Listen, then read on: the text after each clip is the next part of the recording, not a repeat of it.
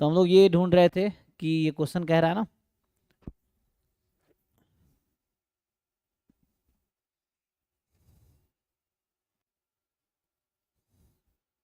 a random sample is obtained from है ना normal mu1 distribution where mu is a known parameter. Using this sample, a most powerful test size half is constructed for testing this. तो इसका critical reason निकालेंगे तो कितना आता है ये, अगर आप ट्राई करेंगे तो क्रिटिकल रीजन क्या आएगा इसका? क्योंकि सिंपल वर्सेस सिंपल में जो क्रिटिकल रीजन आएगा वो जो है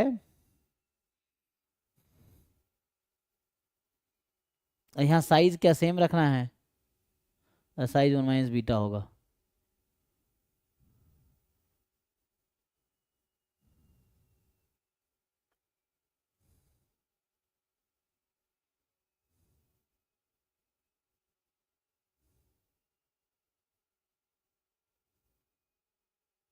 देखो एलिमिनेट कर देता हूँ।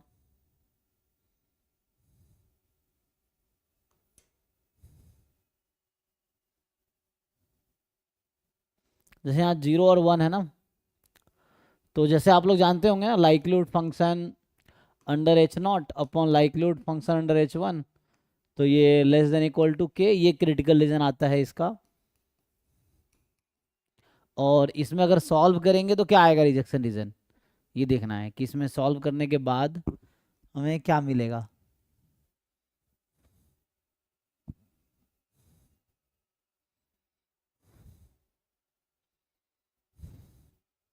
बताओ भाई। जहाँ तक मुझे लगता है यहाँ पे है ना, तो एक्स स्क्वायर यहाँ रहेगा x - 1 होल स्क्वायर माइनस में, है ना। तो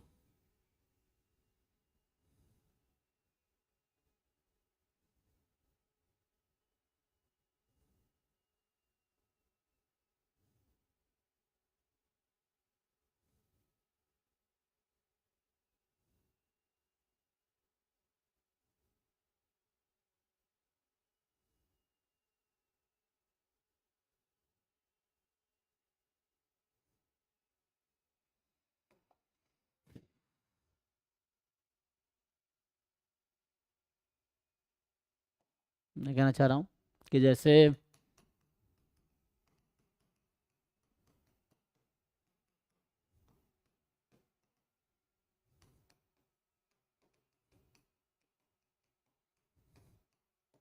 सिग्मा तो यहाँ 1 है, ठीक है ना, तो आएगा e⁻⁻½ ये समेसन हो जाएगा, ये रहेगा।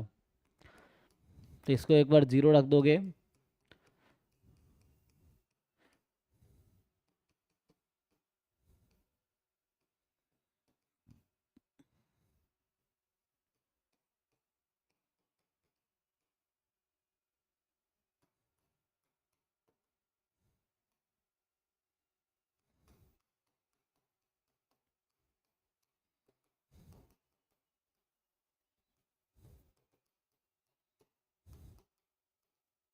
ठीक है। अब इसको थोड़ा अगर आप सिंप्लीफाई करेंगे तो होता क्या है, जो क्रिटिकल रीजन मैं बोल रहा हूँ कि हमें क्या करना है, जो क्रिटिकल रीजन आएगा लाइक्लीहुड रेशियो टेस्ट से, है ना, ये आ जाएगा। तो इसको अगर आप सिंप्लीफाई करेंगे तो क्या आएगा, मैं ये कह रहा हूँ, तो इसको अगर सिंप्लीफाई करो तो डिवाइड कर लो, तो ई की पावर जब ई भी खत्म हो जाएगी तो एक्स, है ना, तो फाइनली जो आना है इसको डिवाइड करो, आप कैंसिल होगा ई की पावर, तो जैसे -½ बाहर रहेगा, दिस माइनस दिस, तो समेसन ही बाहर रख लो आप, तो आएगा xi² माइनस xi - 1 का होल स्क्वायर, ये बनेगा ना ऊपर, ऐसा आएगा। तो और ये है लेस देन इक्वल टू सम के, है ना, या k1 बोल दो अभी। माइनस हो जाएगा तो चेंज हो जाएगा साइन, इसको खोलिए क्या आएगा। तो कहने का मतलब ये क्वांटिटी तो already a - b whole square ना, a² - b², so a+b, so 2xi - 1, a - b तो 1 हो जाएगा ना, तो ये रहेगा, और यहाँ मोर देन इक्वल टू -2k1 हो जाएगा। सो इसको कुछ नया नाम दे सकते हैं, तो कहने मतलब बाकी हम शिफ्ट कर सकते हैं। तो यहाँ आएगा summation x i more than equal to sum c. ठीक है, तो जो मैं कह रहा था यहाँ पे वो मोर देन इक्वल टू वाला केस आएगा। तो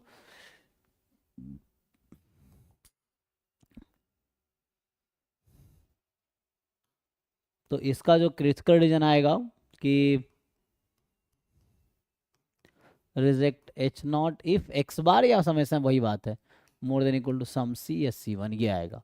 तो यहाँ पे एक चीज़ आप देखोगे, ये जीरो ही है और यहाँ ये ए है जो कि नेगेटिव है। तो इसका जो क्रिटिकल रीजन आएगा, है ना, तो इसका यहाँ जैसे जीरो पॉजिटिव था, यहाँ जीरो नेगेटिव है, तो इसका क्रिटिकल रीजन उल्टा आ जाएगा। तो ये लेस देन इक्वल टू सी आएगा। तो सेम क्रिटिकल रीजन तो होना नहीं है, तो ये बोल रहा है कि ये तो डी तो गलत हो गया। ये कह रहा है not an MP test, I think MP test तो होना चाहिए। इसका अगर आप क्रिटिकल रीजन देखेंगे तो इसका आएगा, तो वही कह रहा है 1 - 5 ना, तो 1 - 5 मतलब अपोजिट हो जाएगा। कहने का ये फाइव टेस्ट फंक्शन है। सो इसी चीज़ को अगर आप फाइव के टर्म में लिखेंगे तो फाइव का मतलब ये है कि five is like 1 0 1 when x bar more than equal to c, zero otherwise x bar less than c, इस टाइप का फाइव है आपका। तो 1 - 5 लिखेंगे तो वो सही हो जाएगा। तो जीरो और हाफ, है ना, तो जीरो और हाफ के लिए आप टेक चेक करेंगे तो क्रिटिकल रीजन सिमिलर आएगा, है ना, मतलब C1 C2 C3 आप कर सकते हो। मान लो इसको मैं C1 बोल दूँ, ऐसा कोई दिक्कत नहीं है। तो यहाँ x bar more then some C2, यही क्रिटिकल रीजन आएगा। यहाँ -1 और 1 है, तो फिर से वही जीरो पॉजिटिव, तो ज़्यादा यहाँ भी क्रिटिकल रीजन तो वही आएगा। हाँ, बस अब ये देखना है कि five is an MP test of size less than half, तो इसका क्रिटिकल रीजन वही आएगा जो उसका है, ठीक है ना। तो इसने नॉट एम्पी टेस्ट लिखा है तो ये इसलिए गलत है, क्योंकि है ना इसका क्रिटिकल रीजन आएगा रिजेक्ट एच नॉट, तो एक्स बार, तो यहाँ लेस देन हो जाएगा, लेस देन इक्वल टू सी, इसका क्रिटिकल रीजन आएगा। तो यहाँ इसलिए 1 - 5 लिखा है, तो मतलब साई जो होगा ये इसका अपोजिट हो जाएगा, तो ये साई इसके अकॉर्डिंग कंस्ट्रक्ट होगा कि 1 0, जो कल भी मैं बता रहा था। तो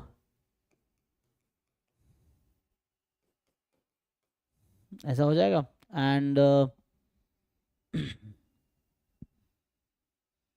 तो अब बचा ए बी। तो five MP test size less than half with power of beta for testing this again this, ठीक है। एंड यहाँ बोल रहा है कि फाइव जो है एमपी टेस्ट है, इसका साइज हाफ होगा और जिसका पावर मोर देन बीटा होगा। तो ए बी में से ही कोई सही होगा। अब ये देख लो, तो मुझे लग रहा है साइज तो यहाँ चेंज होगा बिकॉज, है ना, तो फॉर्मूला लगा लो साइज का, ठीक है। और यहाँ साइज में अंडर एच नॉट ट्रू होता है ना, तो अंडर एच नॉट तो कॉमन ही है, तो ये हो सकता है। बस पावर देखना है कि मोर देन बीटा होगा या फिर तो ए बी में से कोई एक करेक्ट होगा जी। अब देखो कौन सा होगा। तो पहले में साइज निकालना पड़ेगा, यहाँ पे मुझे साइज निकाल कर चेक करना पड़ेगा लेस देन हाफ है क्या, और यहाँ पे हमें पावर निकालना पड़ेगा कि मोर देन बीटा है क्या। तो ये भी मुश्किल नहीं है ना, ये रैक डेफिनेशन से हम लोग निकाल पाएंगे। चलो ट्राई करके देख लेते हैं।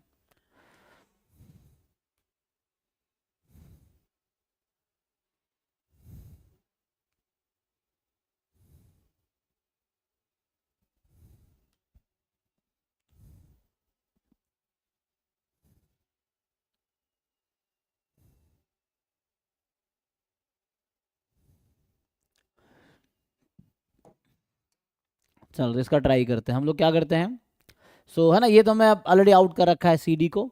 अब हमारे पास जो ऑप्शंस बचे हैं,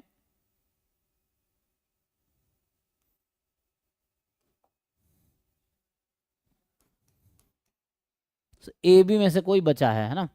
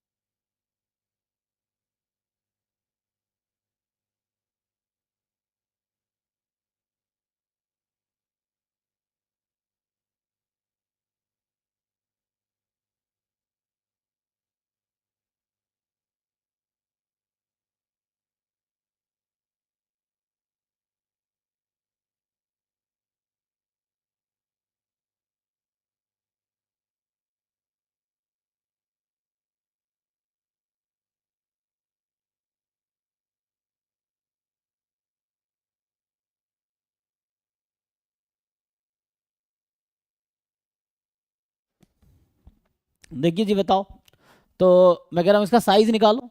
सो अगर हम साइज फाइंड करें, सो प्रोबेबिलिटी ऑफ रिजेक्टिंग, ये तो वही है ना जो इसका क्रिटिकल रीजन है, क्या लिखा था, मोर देन आया था ना, x bar more than equal to sum c, ये आया था इसका क्रिटिकल रीजन। तो when H naught is true, है ना, तो एच नॉट इज ट्रू का मतलब हो गया, तो किसका साइज निकालेंगे, इसका साइज तो पता है मुझे हाफ है, तो हमें इसका साइज निकालना है, ठीक है।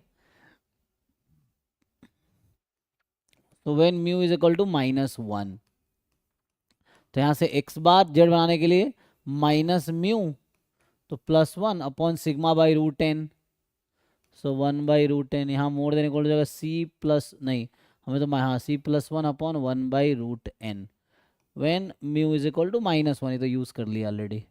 तो ये हो गया z मोर देन C+1/1/√n, है ना, व्हेन म्यू इज -1। अब ये कुछ वैसा हो गया, तो अब इसको नंबर लाइन पे लोकेट करो, बताओ क्या होगा। अच्छा यहाँ पे सी क्या होता है, जैसे इसमें बता रखा था साइज हाफ ही है, तो इसका क्या मतलब है, तो इसका मतलब ये है कि 1/2 किसकी प्रोबेबिलिटी है, x bar more than equal to c when mu is equal to 0, it's not is true, है ना। तो इस केस में जब म्यू 0 था, तो व्हाट इज योर, यहाँ से मैं ये बोलना चाह रहा हूँ, एक्स बार में से मीन घटाओगे 0, 1/√10 more than equal to c -0 1/√10, ये नहीं लिखते हैं वो तो यूज़ हो जाएगा, तो हाफ इज इक्वल टू ये z हो गया, so z more than equal to √n times c, so ये 1 - 5 of √n times c is half, है ना। तो ये नंबर कौन सा होता है जहाँ पे what is the value of c, अब ये बता पाएंगे कि z more than this number is half, so what is that number, standard normal distribution के डोमेन में ऐसा कौन सा पॉइंट है जहाँ के आगे की प्रोबेबिलिटी हाफ है या उससे पीछे की प्रोबेबिलिटी भी हाफ है, क्या है वो नंबर, 0 है ना, ये तो 0 हो जाएगा फिर सी की वैल्यू यहाँ से। तो बताओ भाई, तो ये एक तभी होगा ना, मतलब ये कहना मतलब 5 of √n times c is half, ये मैं इसको यूज़ कर रहा हूँ, ठीक है, जो गिवन है उसके हिसाब से मैं सी निकाल रहा हूँ। तो यहाँ से 5 0 इज हाफ, तो सी हो गया 0, तो कहने मतलब ये क्रिटिकल रीजन जो था ये हो गया x bar more than equal to 0, ये क्रिटिकल रीजन है इस वाले का। तो इसका अब यहाँ से आया सी तो हाफ आ गया, so probability z more than c 0 है, तो इसका मतलब है कि √n, ये बचा है जी, सी तो 0 है तो 0 रख देंगे, तो यहाँ से आ जाएगा 1/this, तो √n आ गया। अब ये प्रोबेबिलिटी क्या होगी, क्या ये हाफ से कम होगी जैसा ऑप्शन ए कह रहा है, आप मुझे बताओ कि this probability is more than half और लेस देन हाफ, डिसाइड कर पाओगे, ये तो पॉजिटिव नंबर है जी, तो हम तो जानते हैं कि नॉर्मल में ऐसा होता है स्टैंडर्ड नॉर्मल 0, तो ये हाफ है, अगर आप √n कोई नंबर यहाँ होगा तो ये लेस देन हाफ होगा, तो ये तो लेस देन हाफ है एग्जैक्टली, क्योंकि है ना, सो लेस देन हाफ ही होना है जी, देख लो। तो ये सही लग रहा है, दूसरे वाले में पावर निकालो तो आई थिंक पावर उल्टा हो जाएगा, तो फिर ये गलत हो जाएगा वहाँ पे, आई थिंक मुझे लगता है ना, ये हाफ दे रखा है ना, तो पावर यहाँ बीटा से ज़्यादा ना होगा, बीटा से कम हो जाएगा, तो maybe I think a is fine, देख लो एक बारी, मैंने बी चेक नहीं किया, आप भी एक बार चेक करो, जैसे मैंने साइज अभी चेक किया ना कि लेस देन हाफ आएगा, तो उसी तरीके से आप चेक करो बी ऑप्शन में इसके लिए कि क्या पावर मोर देन बीटा आएगा, I don't think more than beta आएगा, लेस देन बीटा आ जाएगा, तो इसीलिए है ना वो हो जाएगा। तो यहाँ बीटा ऑलरेडी दे रखा है, तो इस वाले क्रिटिकल रीजन का पावर बीटा है, तो आपको इसका क्रिटिकल रीजन मतलब वो तो वही होगा जो सेम, बस म्यू यहाँ अलग है, तो इसका पावर निकालो कंपेयर करो, ठीक है, तभी अकॉर्डिंग ए ऑप्शन करेक्ट होगा, ठीक है।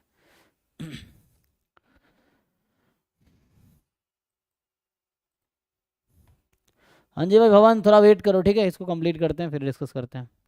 सो 29 में क्या है, 29 देखिए क्या कह रहा है, 29 क्वेश्चन इज सेइंग कि ये क्वेश्चन अभी कुछ दिन पहले मैंने सॉल्व किया था इस तरह का, हालांकि ये सब आसान क्वेश्चन है, कि कह रहा है कि x1 x2 है ना, x1 क्या है, सो x1 इज पॉइसन लैम्बडा, ठीक है, x2 है पॉइसन 2 लैम्बडा, एंड x3 है पॉइसन λ/2, तीन ऐसा है। तो what is the following state sufficient for lambda, तो सफिशिएंसी का डेफिनेशन यूज कर लेते हैं, तो लाइक्लीहुड फंक्शन निकालना पड़ेगा, लाइक्लीहुड क्या होगा, ज्वाइंट पीडीएफ या joint PMF is likelihood function. तो ये निकाल सकते हैं आप लोग, और यहाँ से आ जाएगा आंसर फैक्टराइजेशन थ्योरम यूज करके। तो ये लिखेंगे, तो ई की पावर यहाँ लैम्डा है ना, लैम्डा लैम्डा की power x1 upon x1 factorial, इसमें x2 में क्या है 2 लैम्डा, तो ई की पावर माइनस 2 लैम्डा, 2 लैम्डा की power x2 upon x2 factorial, फिर ई की पावर माइनस लैम्डा बाई 2, फिर लैम्डा बाई 2 की power x3 upon x3 factorial, ऐसा आ जाएगा नाउ। ठीक है, अब इसको ठीक से कंबाइन कीजिए तो लाइक्लीहुड फंक्शन क्या निकल के आएगा, यहाँ लैम्बडा 2 है ना, इसको तो जो भी है ऐड कर लो आप।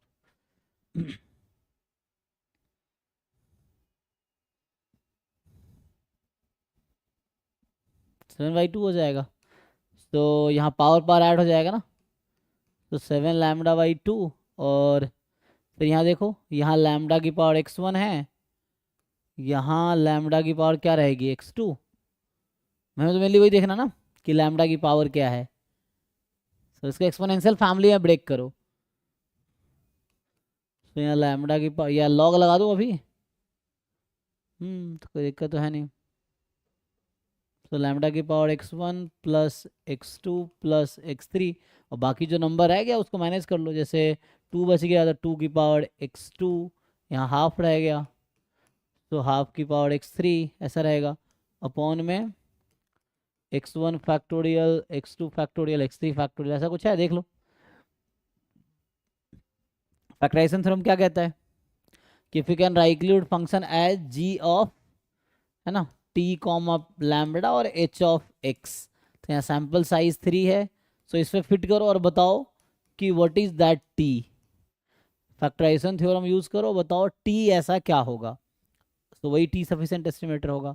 सो यहाँ होता है कि this should not contain any excise other than t, तो t के अलावा कोई एक्साइज नहीं होना चाहिए, तो g फंक्शन जो हम लेंगे इसको ले लो, ये g ले लो, और ये जो बाकी सब बचा है इसको h ले लो, हो जाएगा।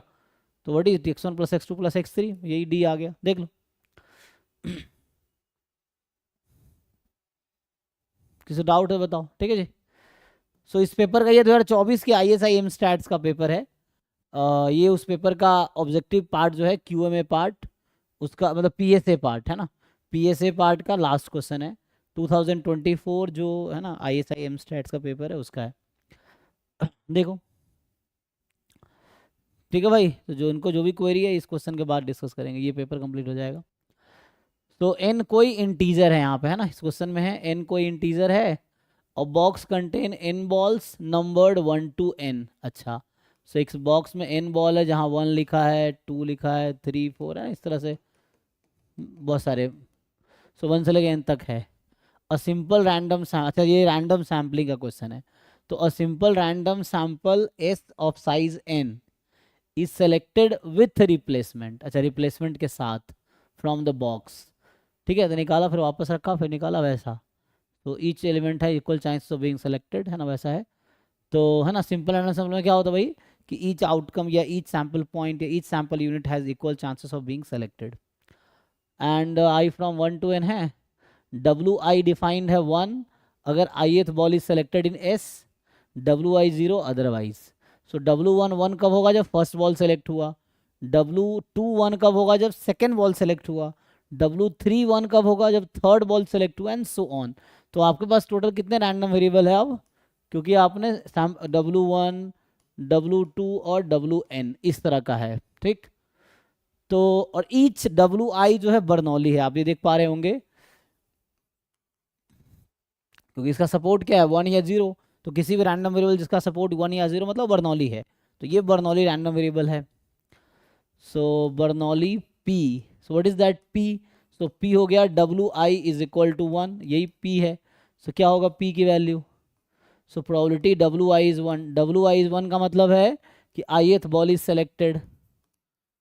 अब मुझे बताइए आप, ith बॉल सेलेक्ट होने की क्या प्रोबेबिलिटी है, कोई एक बॉल हमने रैंडमली चूज किया इस बॉक्स में से, सो what is the probability of ith ball is selected, कितना आएगा आपको क्या लगता है।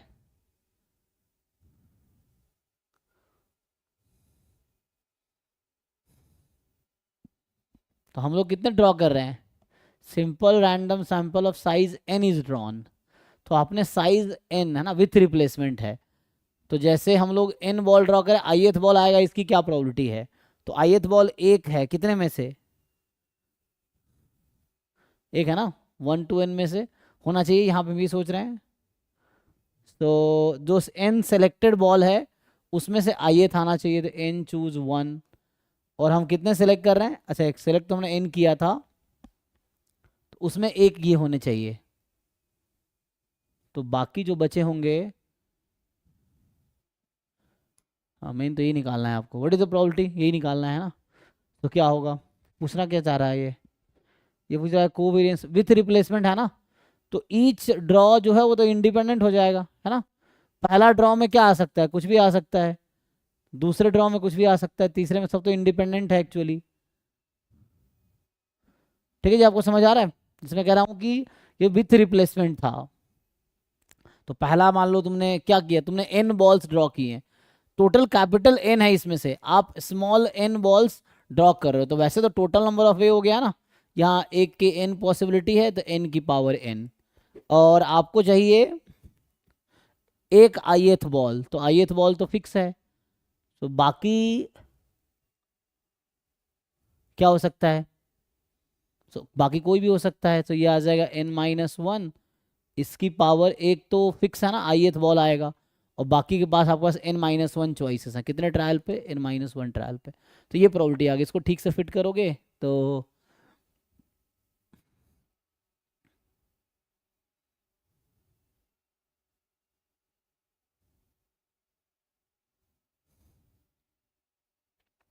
ठीक है। तो ये प्रोबेबिलिटी जो मैं कह रहा था ना कि ith बॉल जो wi इज इक्वल टू 1, लेकिन इसकी ज़रूरत है, क्वेश्चन ये है कि इसकी ज़रूरत भी है, सो हमें यहाँ क्या सोचना है, तो मैं कह रहा हूँ W1 जो है कि 1 आएगा अगर पहला बॉल क्या हुआ, सेलेक्ट हुआ है उस n में से, और W2 1 होगा अगर सेकेंड बॉल सेलेक्ट हुआ है, तो कोई n बॉल ही सिलेक्ट होगा आउट ऑफ कैपिटल N। अच्छा, सो क्या लगता है आपको, कोवेरियंस 0 होगा या नेगेटिव होगा, फिर क्या समेशन ऑफ WIN हो जाएगा,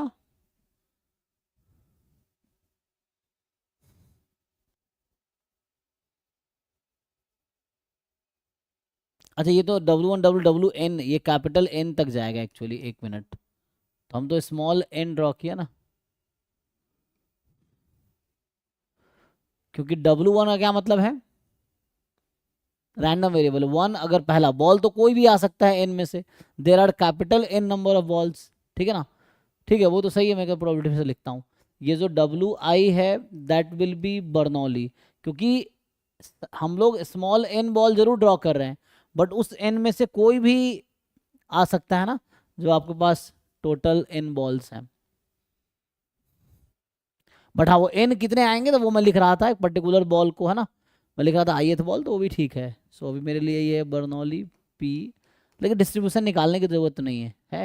अच्छा यहाँ से देख लो, ये जैसे एक्सपेक्टेशन की बात कर रहा है, तो यहाँ पे हम सोच सकते हैं, जैसे W1 की बात करता हूँ, तो W1 1 कब होगा,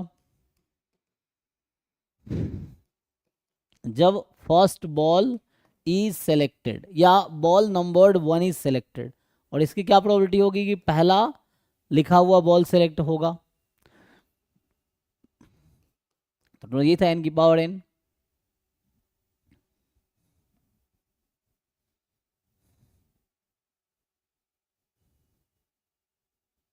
तो n जो हमने सेलेक्ट किया है है ना, एक तो बाकी n-n होगा, सो एक तो इनमें से आया होगा, और बाकी जो बनेगा वो कोई भी हो सकता है,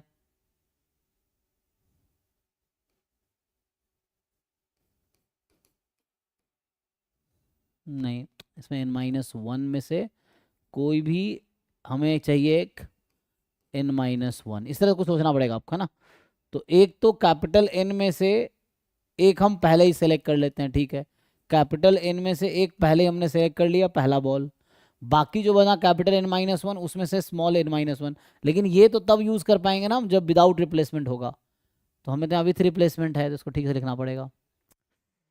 इसको थोड़ा करेक्ट करना पड़ेगा, दिस इज नॉट करेक्ट, ठीक है ना, इसको सोचना पड़ेगा कि क्योंकि ये विथ रिप्लेसमेंट है, यहाँ इन्होंने बोला है कि विथ रिप्लेसमेंट है। ओके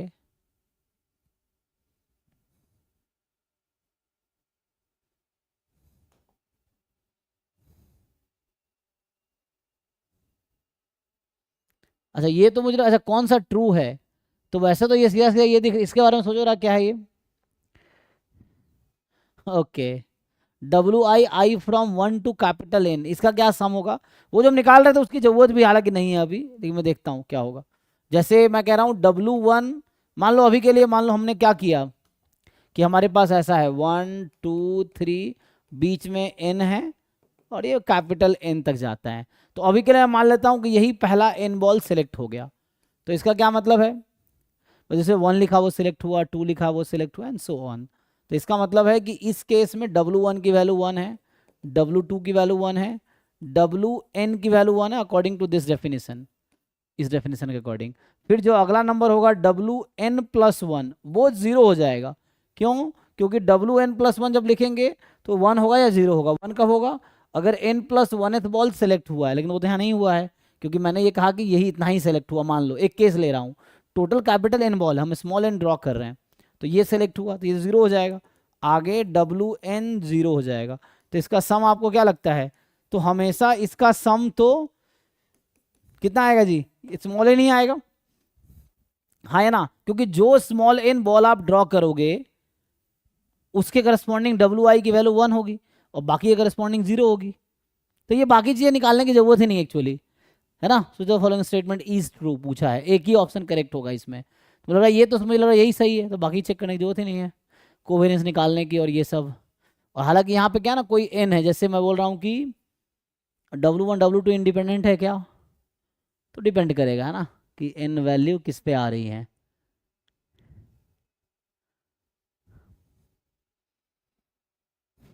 और W तो बर्नौली है, तो ये एक्सपेक्टेशन ये नहीं होगा। ठीक है जी, तो इसमें डायरेक्टली समझ आ रहा है कि कोई भी आप स्मॉल n बॉल सेलेक्ट करोगे तो उसके corresponding small n number of, हमारे पास अभी total capital n number of random variables हैं, तो इसमें से किसी n की वैल्यू 1 होगी, किसी बाकी n-n की वैल्यू 0 होगी, डिपेंड करेगा कौन सा स्मॉल n बॉल हम ड्रॉ करते हैं। तो उसके करस्पॉन्डिंग ये तो हमेशा वैसा रहेगा, देख लो फिर भी, है ना, क्या होगा। सर रैंडम सैंपल का साइज n है, स्मॉल n। हाँ सर रैंडम रैंडम सैंपल का साइज स्मॉल n है। हाँ वो फिक्स है। सर तो फिर W कैपिटल N तक जा नहीं पाएगा सैंपल। नहीं नहीं समझे नहीं, होगा लेकिन उसकी वैल्यू 0, हमारे पास ना, हम स्मॉल n बॉल ड्रॉ कर रहे हैं ना, तो जब small n number of ball draw कर रहे हैं, एग्जांपल के लिए मैं आपसे पूछूं, अभी हम कुछ फिक्स कर देते तो ज़्यादा समझ आएगा। मान लो कैपिटल N को मैं 10 ले लेता हूँ और स्मॉल n को मैं 5 ले लेता हूँ, इसका क्या मतलब है कि एक बॉक्स है जिसके अंदर 10 बॉल्स हैं और हम लोग 5 बॉल ड्रॉ कर रहे हैं, ठीक। और वो 5 बॉल पे कुछ ना कुछ तो लिखा होगा ना। जी सर। चलो 5 कोई भी नंबर आप सेलेक्ट कर लो रैंडमली, तो क्या होगा, क्योंकि इसने ना आई को, इसने पहले मैं भी ये सोच रहा था, लेकिन यहाँ देखो आई को इसने खुद ही 1 to n फिक्स कर रखा है। अभी कहना चाह रहा हूँ ना कि आई की वैल्यू 1 से स्मॉल n तक होगी, ऐसा कहना चाह रहे हो। सर मैं W की वैल्यू W1 W2 WN तक जाएगा, स्मॉल n तक। हाँ वो तो समझ रहे हैं, लेकिन WN+1 क्या होगा,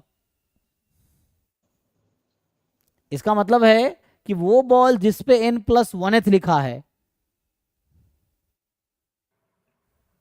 सर W तो रैंडम सैंपल है ना। नहीं W क्या, W एक रैंडम वेरिएबल है जस्ट, रैंडम सैंपल है अपना और W। रैंडम सैंपल S है। A simple random sample S of size n is selected with reference from box this.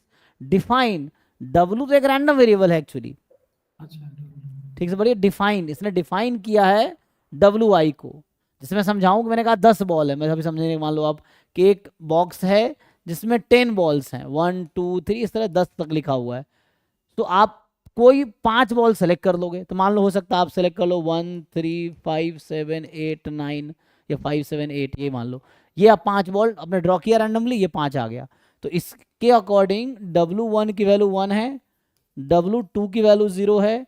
इस सैंपल, ये एक सैंपल है, तो सैंपल इसको S नाम दिया है, स्मॉल s, ये सैंपल है। 13578 मैंने कह दिया, तो W2 0 होगा, W3 1 होगा, W4 0 होगा, W5 1 होगा, W6 0 होगा, W7 1 होगा, W8 1 होगा। ओके सर, समझ समझ आ गया ना? W9 Yes, 0 sir. होगा, W10 0 होगा। जो बॉल सेलेक्ट हुआ है उसके करस्पॉन्डिंग WI 1 होगी, बाकी 0 हो जाएगी। ठीक है।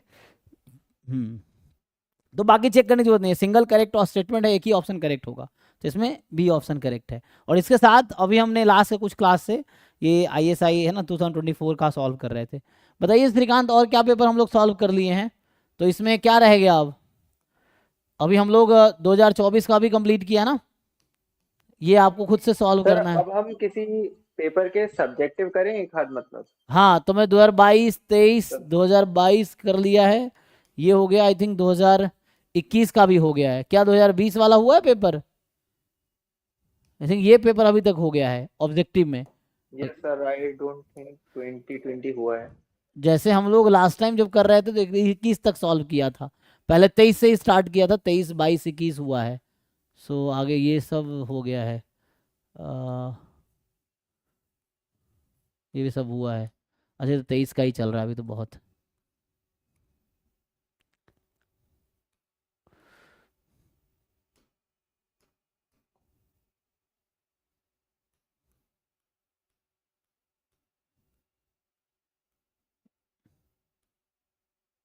ये 22 का है, तो 22 का भी हमने डिस्कस कर लिया था, ये PSB है।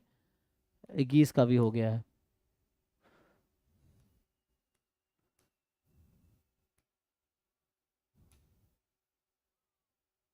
ये सब डिस्कस किया है। देखिए किस ईयर का चल रहा है, सब्जेक्टिव चल रहा है शायद ये PSB 2020 का। आई थिंक 20 वाला बाकी है। देखिए, तो पहले कल से इसको पहले कंप्लीट करते हैं, अभी तो मार्च चल रहा है, अप्रैल मई, मई में एग्जाम है ना, फिर सब्जेक्टिव पे आते हैं। सो सर हम अभी 20 पर हैं, तो 20 से अगर 16 तक जाएंगे। तो टाइम लगेगा ना, तो क्या हाँ सब्जेक्टिव सर, करें? मतलब अभी के थोड़ा सा फिर वो बैलेंस हो जाएगा ना, मतलब हमें आइडिया भी मिल जाएगा एक। ठीक है, तो सब्जेक्टिव ट्राई करते हैं। तो या तो अभी हमने 2021 22 23 24 ISI एम स्टैट्स का PYQ में ऑब्जेक्टिव पार्ट डिस्कस किया है, तो कल से हम सब्जेक्टिव पार्ट डिस्कस कर लेते हैं। चलो ठीक है, तो कल से क्या करते हैं, ये 2024 वाला जो पेपर है, तो इसके सब्जेक्टिव पार्ट डिस्कस करते हैं, है ना।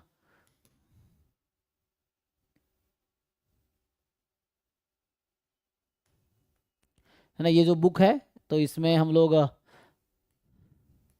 अभी ये वाला पार्ट आज हमने कंप्लीट किया है, PSA वाला, तो कल से PSB स्टार्ट करते हैं, 2024 से स्टार्ट करते हैं, फिर आगे जाके एक साथ करेंगे, मतलब 21 22 23 24 का PSB कर लेंगे तो ये पूरा कंप्लीट हो जाएगा, फिर 20 काम एक साथ पूरा कर सकते हैं, ऑब्जेक्टिव सब्जेक्टिव साथ में, तो वैसे बैलेंस हो जाएगा। ठीक है। ठीक है ना, तो कल से हम लोग यहाँ से स्टार्ट करेंगे। तो कल जो क्लास होगी वो एम स्टैट वाली, इसमें यहाँ से स्टार्ट करते हैं। चलिए अभी के लिए थैंक यू, बाकी जिनके जो क्वेरीज हैं पूछो।